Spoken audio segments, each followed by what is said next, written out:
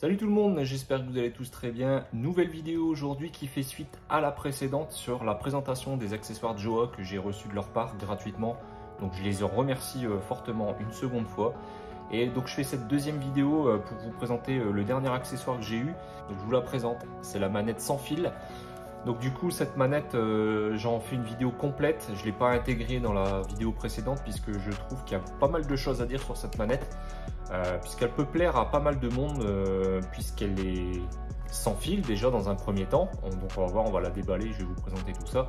Et au-delà de ça, elle n'est pas compatible uniquement qu'avec une Tesla, mais avec aussi des consoles. Donc je vais vous montrer aussi comment ça fonctionne, comment on peut l'utiliser sur une Nintendo Switch, sur une Xbox, même sur un PC, ou voire même sur votre téléphone si vous jouez sur votre téléphone avec une manette. Allez, c'est parti.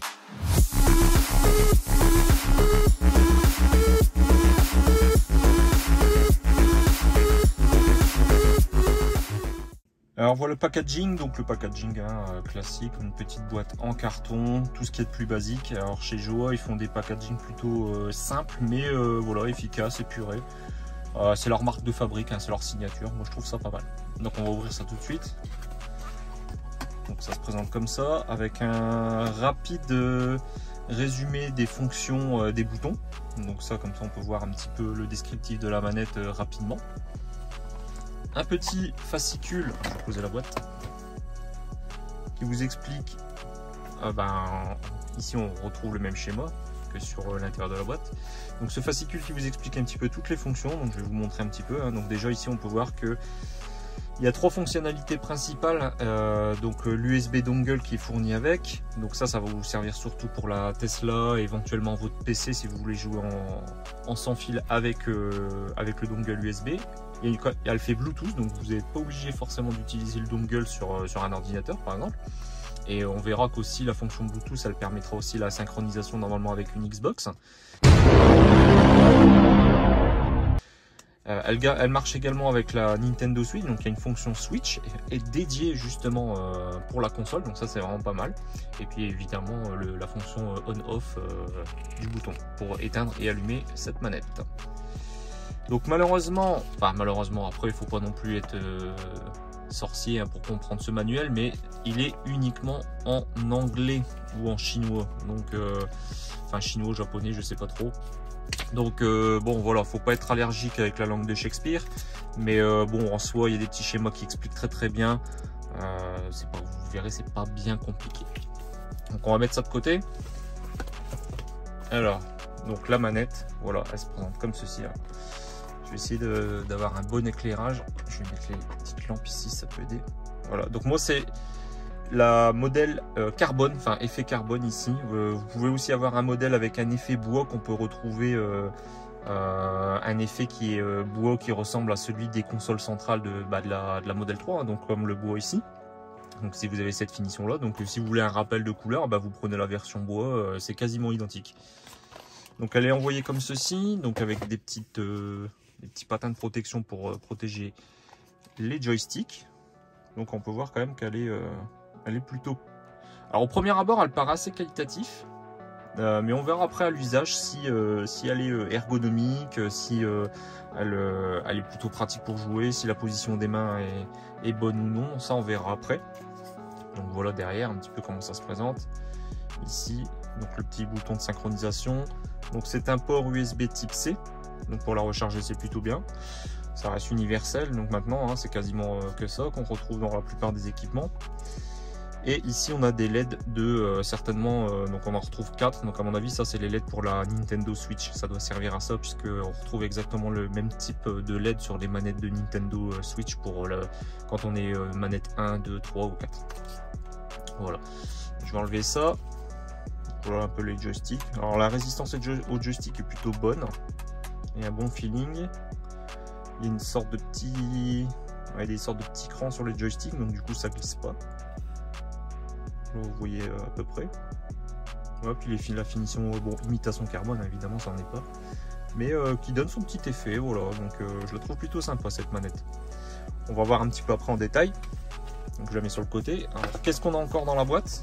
Donc on retrouve un câble USB type C, donc moi j'avais déjà déballé pour la recharger, pour faire la vidéo bien sûr. Donc un USB type C vers USB type A. Et on retrouve le fameux dongle. Alors le dongle, ils ont pensé vraiment le multi-usage, parce qu'en fait c'est un dongle avec un transformateur vers USB type C.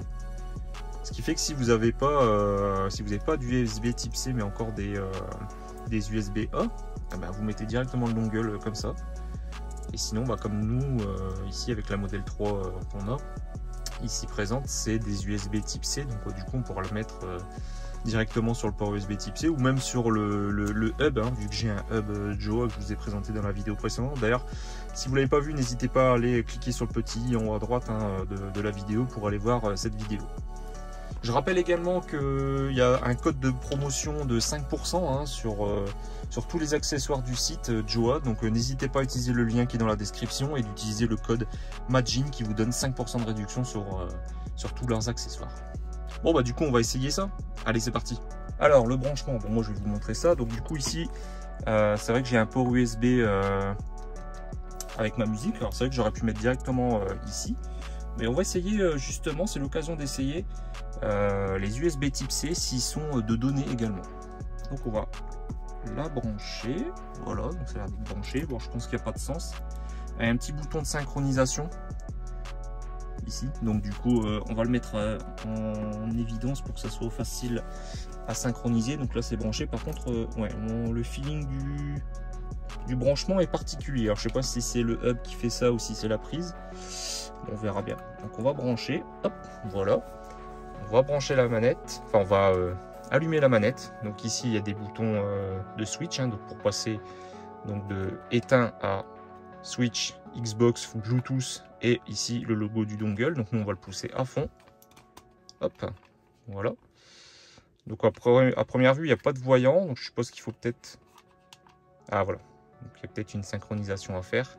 Donc on va regarder dans le manuel comment on synchronise ce petit hub USB. Alors d'après la notice, quand on branche le dongle, il y a une LED rouge qui doit clignoter pendant 3 secondes lentement puis s'éteindre après. Ensuite il faut appuyer sur le bouton du dongle. La lumière rouge flash rapidement et est prêt pour l'appairage. Et après il suffit d'appuyer également sur, donc d'allumer forcément la manette et de le mettre sur le mode USB, donc le mode dongle.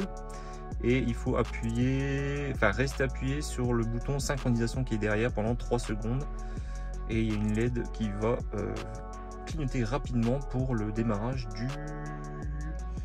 de l'appairage. Et après ça doit s'arrêter de flasher quand c'est connecté, et il doit y avoir le petit 1 d'allumé. Allez, c'est parti. Alors, donc on est en mode appairage et on va rester appuyé. Donc on va rester appuyé. Alors je vois pas la LED rouge sur le dongle. Donc je vais quand même rester appuyé. 1, 2, 3. Ici on va rester appuyé. 1, 2, 3. Ouais, voilà, ça flash rapide. Alors du coup, est-ce que le dongle il s'allume? J'ai un doute quand même.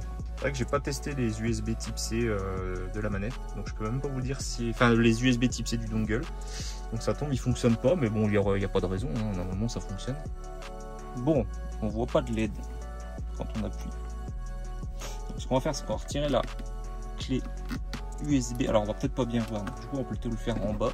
Je vais éteindre ça, sinon on va pas bien voir. Donc on n'a pas besoin du port USB, on n'a pas besoin du dongle USB-C du coup, du transformateur. Donc on va mettre directement le dongle, hop, en bas ici, parce qu'on a vu que ça c'était, par contre ça fonctionnait en USB de données. Hop. Ah voilà, là ça clignote, et au-dessus ça clignotait pas, donc ça m'inquiète un peu. Il va falloir que je teste les ports USB, je testerai ça après pour voir si ça vient du hub. Ou alors peut-être que c'est directement ça. Bon, pour info, les ports USB type C fonctionnent bien. C'est juste moi qui l'avais mal mis en fait, tout simplement. Voilà. On reste appuyé 3 secondes. 1, 2, 3. Voilà. Ah, j'ai entendu la manette vibrer, donc elle doit être synchronisée. Voilà, c'est fait. Donc on va pouvoir tester ça tout de suite en jeu. On va lancer un jeu et puis on va voir ce que ça donne. Bon pour le coup on va essayer Sonic. niveau de la musique, je vais peut-être couper. J'ai pas envie de me faire strike sur YouTube, hein. Ça serait dommage. Alors, bah déjà j'appuie sur B, ça fonctionne. Alors c'est vrai que j'ai oublié de vous montrer, mais les boutons ici sont rétro-éclairés. Ça c'est, je m'y attendais pas du tout. Ça c'est plutôt un bon point. Vraiment, du coup même pour jouer dans le noir, si vous êtes un peu sombre dans la Tesla, c'est cool. Au moins vous pouvez voir vos boutons ici allumés.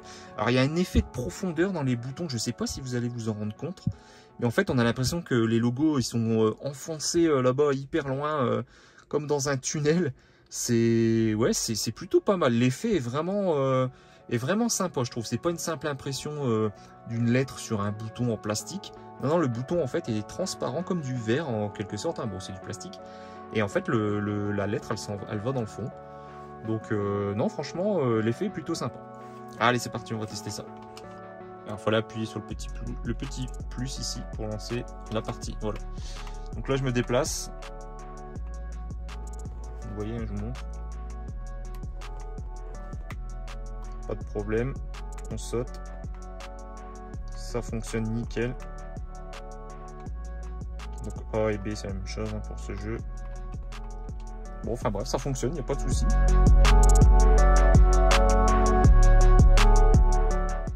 Donc le bouton pour faire pause. Hein. Pas de souci.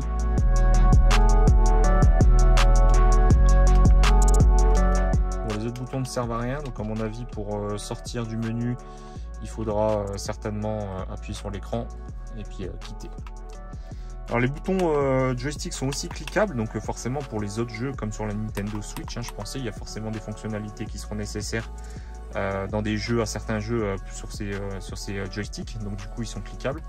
Le pad directionnel par contre ne fonctionne pas dans le jeu Sonic, donc là c'est un peu dommage parce qu'il y en a qui je sais qui préfèrent jouer avec la croix directionnelle.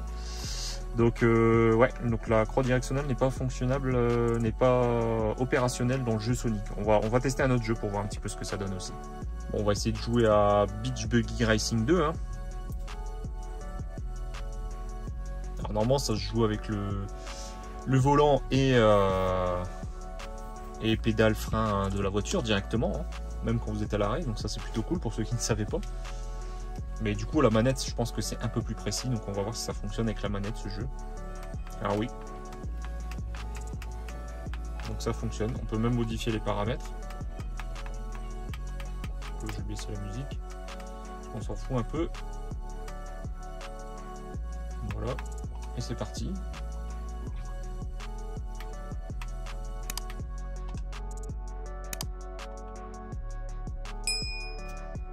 Donc ça fonctionne plutôt bien.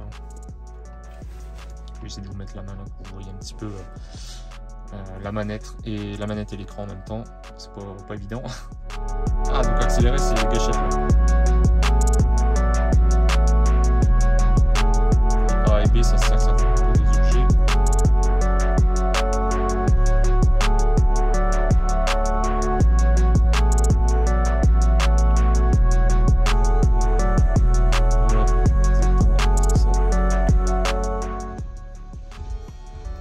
Je me suis fait attaquer. Alors oui, la manette a aussi un système de vibration hein, dans la manette, donc c'est plutôt sympa aussi. Hein. Ça, par contre, je m'y attendais pas. Je pensais que c'était une manette sans fil classique, ni plus ni moins, quoi. Mais non, on a bien des vibrations comme une manette de jeu, hein, finalement.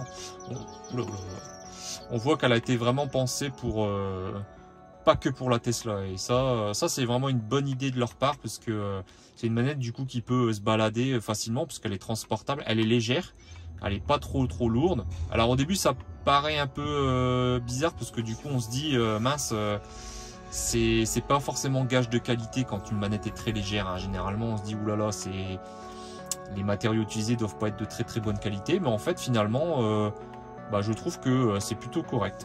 Elle est vraiment pas mal. Elle est légère, mais pas trop non plus, hein, bien sûr.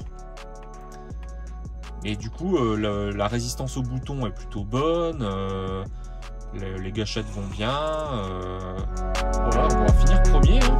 1. Ah non, la manette c'est quand même beaucoup plus simple qu'avec le volant et les pédales. Donc on va finir premier. Hein. Voilà, on va finir premier. Hein. Ah non, la manette c'est quand même beaucoup plus simple qu'avec le volant et les pédales. Donc voilà, on va finir premier. Hein. Ah non, la manette c'est quand même beaucoup plus simple qu'avec le volant et les pédales. Donc voilà, on va finir premier. Hein. Ah non, la manette c'est quand même beaucoup plus simple qu'avec le volant et les pédales. Voilà, donc on en a terminé pour le test dans la Tesla.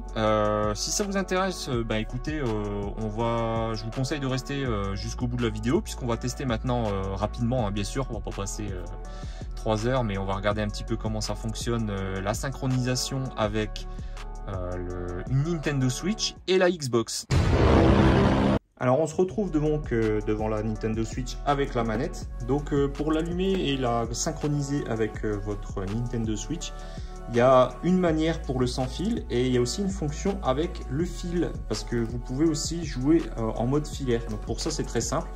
Moi j'utilise un hub là pour vous montrer un petit peu, parce que je ne suis pas sur le dock de la console, mais ça marchera tout aussi bien, hein. Donc vous branchez votre port USB à votre dock de Nintendo Switch. Donc là moi c'est sur un hub. Donc à une main c'est pas facile. Hop, je branche la manette. Voilà. Et il suffit de l'allumer et la mettre en position switch. Et normalement, voilà. Donc là la manette c'est synchronisé. Vous voyez en bas à gauche, elle fonctionne en filaire. Par contre si je débranche, voilà, ça marche pas. Alors pour le sans fil, c'est très simple. Donc vous vous mettez en mode switch sur le S. Ensuite vous allez sur manette. Vous allez dans changer ordre et style. Et là en fait la console va être en mode appairage. Donc il suffit simplement de rester appuyé sur le bouton de synchronisation qui est ici pour que ça clignote rapidement. Voilà. La manette vient de vibrer. Et elle est synchronisée. Et là, vous pouvez voir que ça fonctionne.